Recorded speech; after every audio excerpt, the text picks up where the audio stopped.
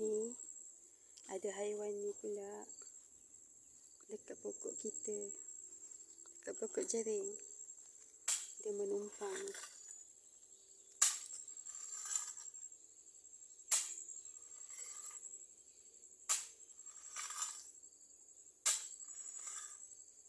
Lebah ke?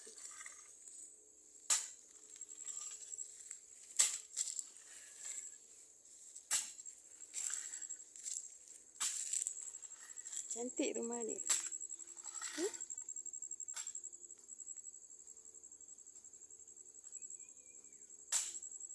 Dia tengah buat rumah. Cantik. Janganlah ingat kita nak tengok dekat-dekat, selalu kan tengok dekat gambar je. Lebah ke tabuan ni? Dia kata lebah.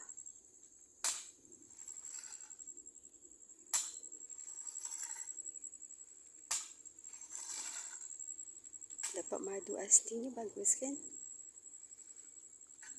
Rendah je ni. Dalam 4 kaki lebih je. Boleh ni, kalau capai tangan boleh sampai ni.